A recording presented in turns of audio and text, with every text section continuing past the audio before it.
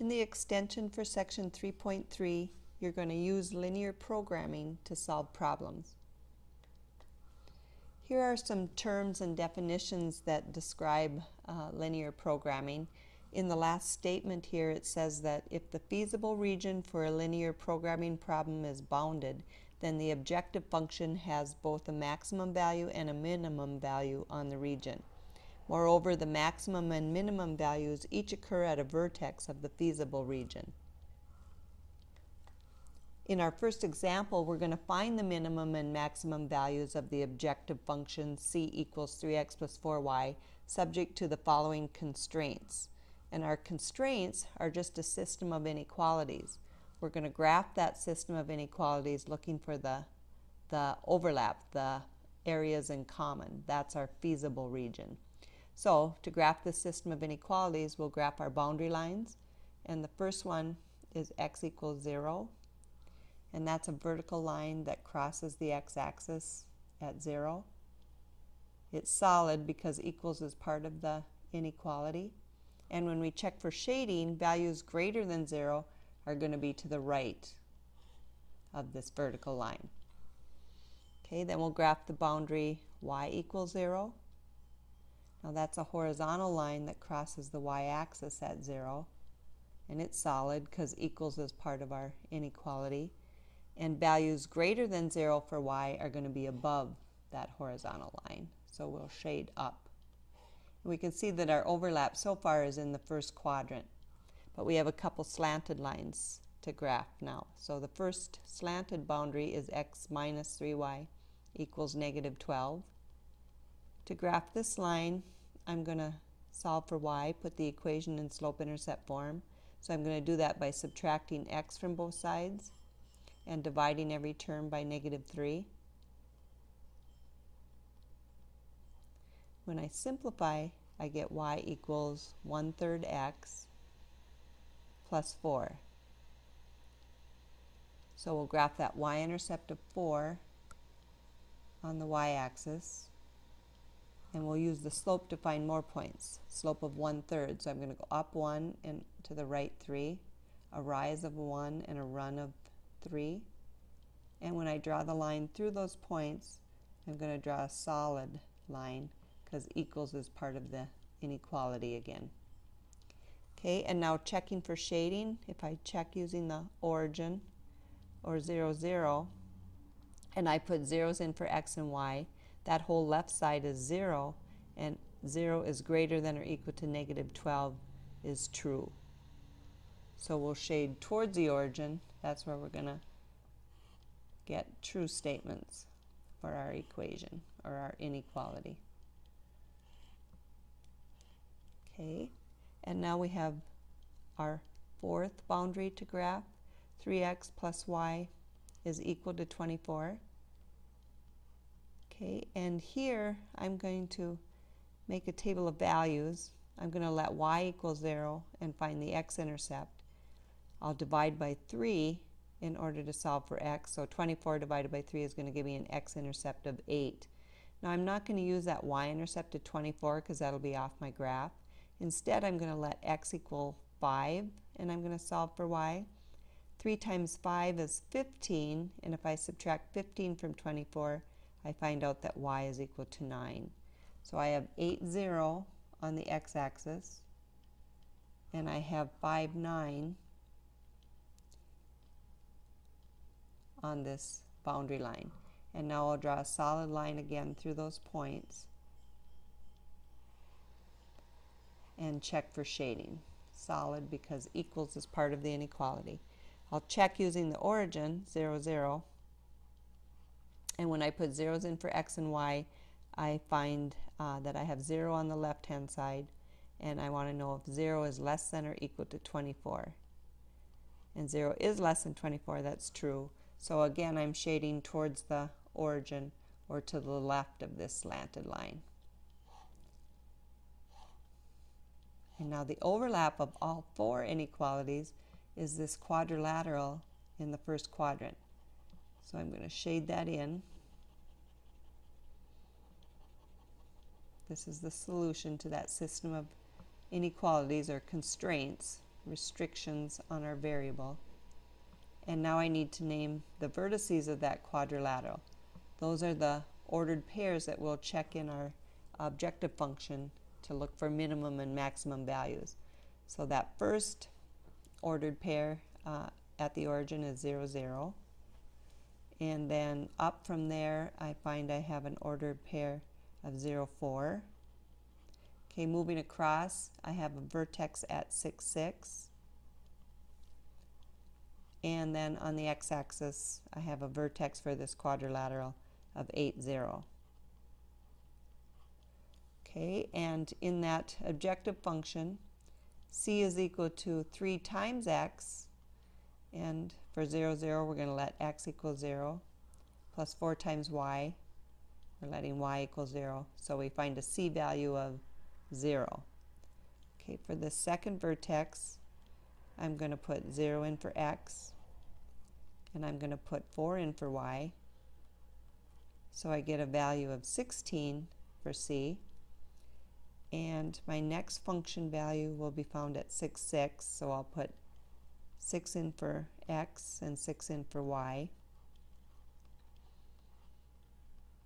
And I have 18 plus 24, which looks like 42 for a c value. And then my last function value is at 8, 0. So I'll put 8 in for x and 0 in for y. Okay, and find that I get 24 for a function value. Okay, now we're looking for both minimum and maximum values. The minimum value for this function is 0, and that minimum value is found at 0, 0 on this feasible region. And my maximum value for the function is 42. Label that maximum, and that's found at 6, 6 on the feasible region.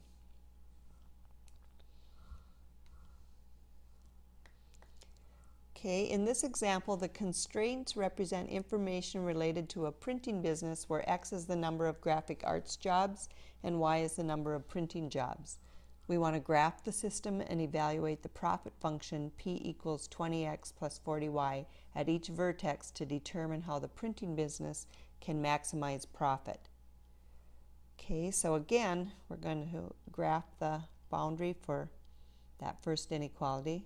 So the boundary is x equals 3. That's a vertical line that crosses the x-axis at 3, and it's solid because equals is part of the inequality. Checking for shading, values for x are greater than 3, so we want to shade to the right of that vertical line.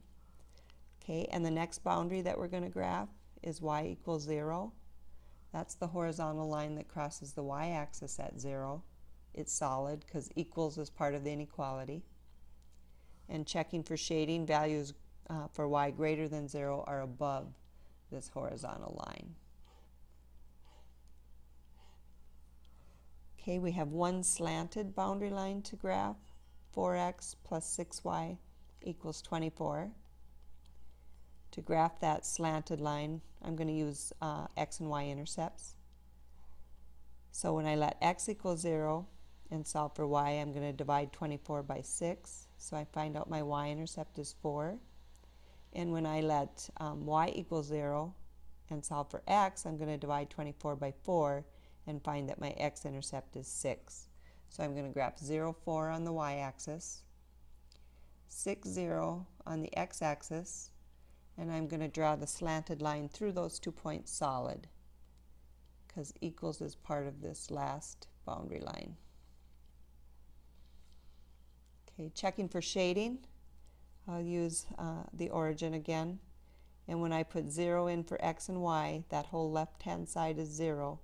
Is 0 less than or equal to 24? That's a true statement, so I want to shade towards the origin. The origin gave me a true statement.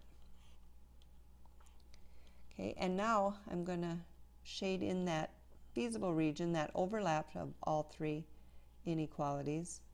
It's this triangular region. And I'm going to name those vertices of that triangular region because we'll use those points to maximize that profit function. And the first vertex is at 3, 0. And moving up from there, I have a vertex at 3, 2. Okay, and I have my last vertex of this triangular region at 6, 0. Okay, so using that profit function, P equals 20 times x, I'm going to put 3 in for x, plus 40 times y, I'm going to put 0 in for y. So here I get a profit of $60. Okay, and then in for x, I'm going to put 3 for the next vertex of our feasible region. I'm going to put 2 in for y, and I'm going to add 60 and 80 and get 140 for a p-value. And then my third p-value I'll find when x is 6 and y is 0. So I'm going to get 120 for a profit or a p-value. Okay, and we want the maximum profit, which is going to be 140, found at 3, 2 on our feasible region. Okay, so we can answer our question now, determine how the printing business can maximize profit. They can maximize profit with 3 graphic arts jobs,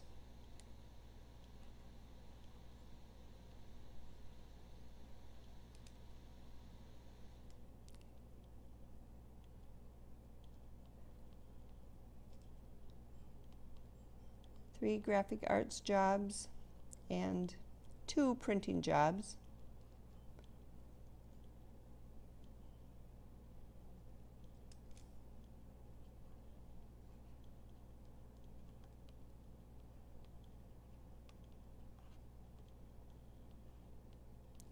Three graphic arts jobs and 2 printing jobs for a maximum profit of $140.